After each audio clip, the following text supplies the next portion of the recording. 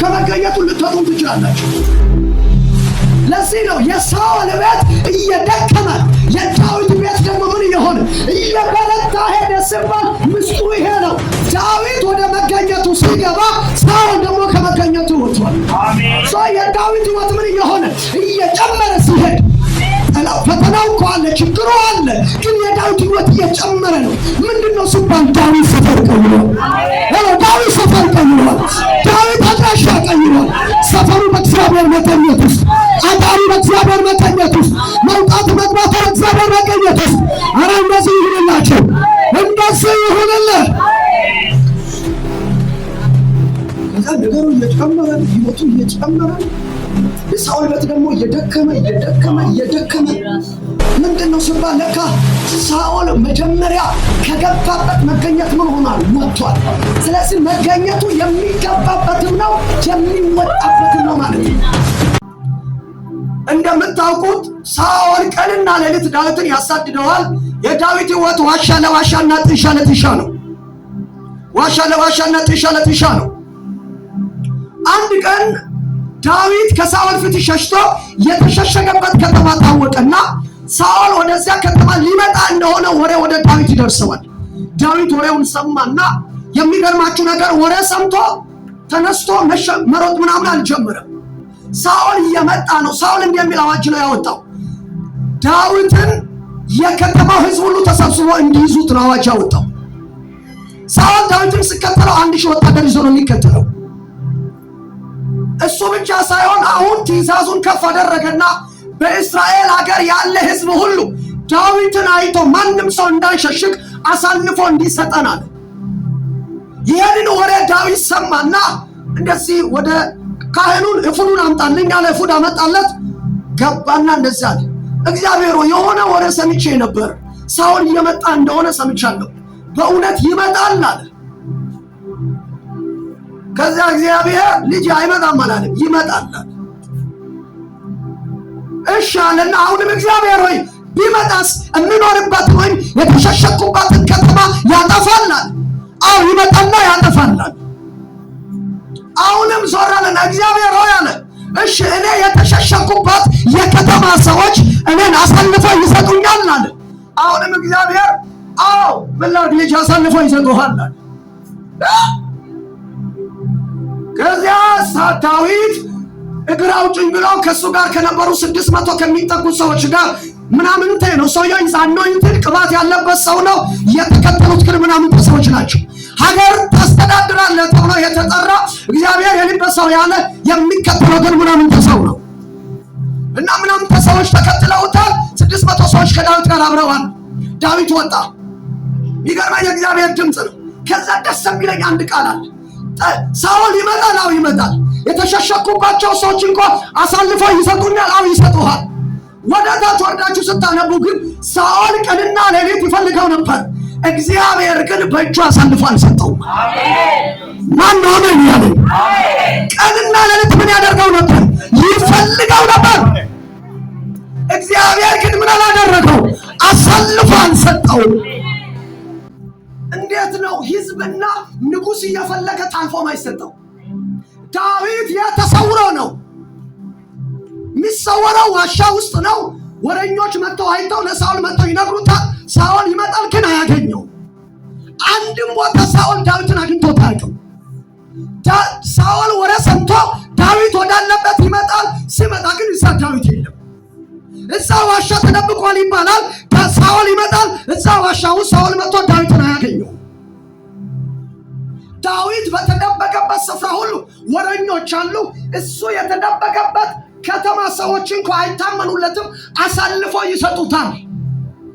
ነገር ግን ሳኦል ይመጣና ግን ፈልጎ አያገኘው። እንዴት ነው አጠገባችሁ ሰው ቆሞ እያያችሁ ፈልጋችሁ ማታገኙት? ሀገር ፈልጎ ማያገኘው፣ ሀገር እየፈለገ አላገኘው፣ መንግስት እየፈለገ አላገኘው፣ ህዝብ እየፈለገ አላገኘው። አብረውት ያሉ የገዛ ወዳጆቹ አሳልፎ እንኳን ይሰጡታል። ሳኦል ግን ይመጣና ያገኘው። እንደዚህ ምንነት የሆነ ሰው አለ፣ የሚሰወር የሆነ ሰው አለ፣ የሚጠበቅ የሆነ ሰው አለ። መንግስት ብቻውን አይደለም፣ ከመንግስት ጋር ሀገር ተባብሮ አንድን ሰው ከፈለገ ወጥቶ እጅ ከመስጠት ውጭ አማራጭ የለውም። ዳዊት ማለት ህዝብም ሳኦል ያወጣው ህዝብ ሁሉ እንዲፈልገው ነው። ቀጥሎ በራሱ ንጉሱ ሲከተለው ደግሞ ከዳዊት ጋር ምንም ያልታጠቁ ተራሳዎች ናቸው ያሉት። ሳኦል ራሱ ብቻውን ተከተለ ከተባለ ከሺህ ወታደሮች ጋር ነው የሚከተለው። ነገር ግን ሳኦል አጠገቡ መጥቶ ዳዊትን አያየው። አጠገቡ መጥቶ ግን አያገኘው። አጠገቡ መጥቶ ግን ሊመታው አይችልም። አጠገቡ መጥቶ ግን ጫፉን አይነካው። ምንድነው አሁን ጥያቄው ሲካል ነው። ዳዊት የት ነው የተሰወረው ስትሉት፣ ዳዊት የተሰወረበት አንድ ከተማ፣ ዳዊት የገባበት አንድ ከተማ አለ የከለለ። ይሄ ምንድነው? የእግዚአብሔር መገኘት። ዛሬ የእግዚአብሔር ምን?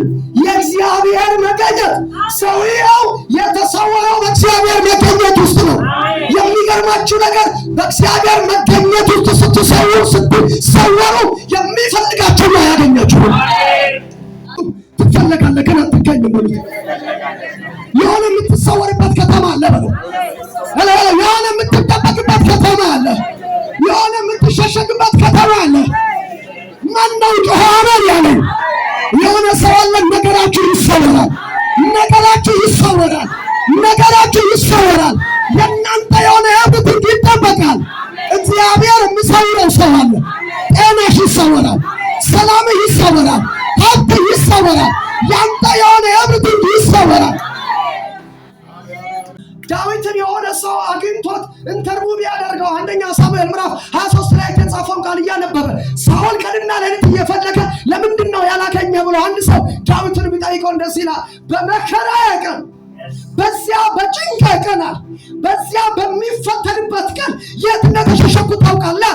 እግዚአብሔር በመከራዬ ቀን በድንኳኑ ሸሽጎኛል። ከዛ እንደዚህ ነው የሚለው አዲሱ መደበኛ ትርጉም፣ በዓለት ውስጥ ሰውሮኛል። በዓለት ውስጥ ተሰውሬያለሁ። ይኸውላችሁ ድንኳን ማለት የሚዘረጋው ድንኳን አይደለም፣ የእግዚአብሔር መገኘት።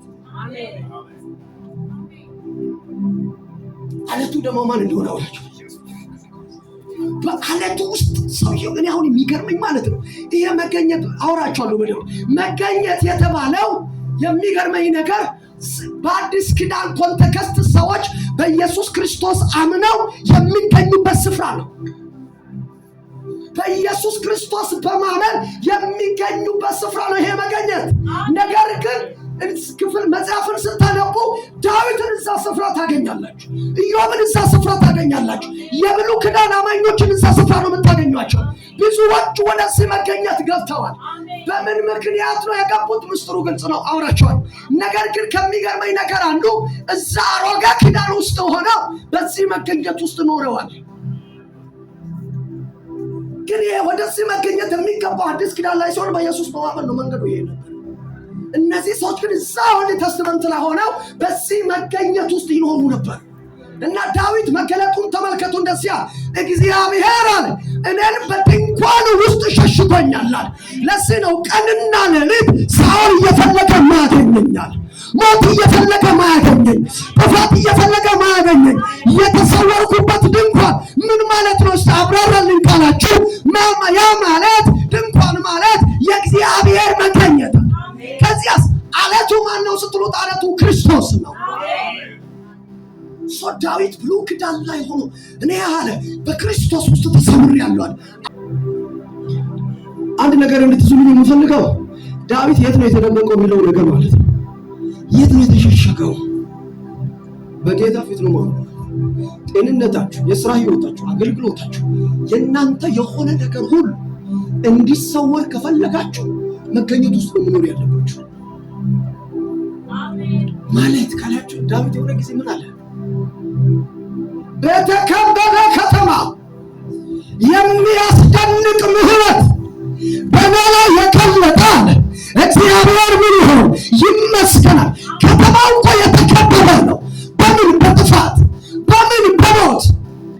ወደ ከተማ ሲሄድ የሚሰማው ሞት ነው፣ የሚሰማው ጥፋት ነው። ዳዊት ግን አለ በተከበበ ከተማ ወደ ላይ በፍጥነቱ ሰላም፣ በተከበበ ከተማ የሆነ የስታዊ ሰላም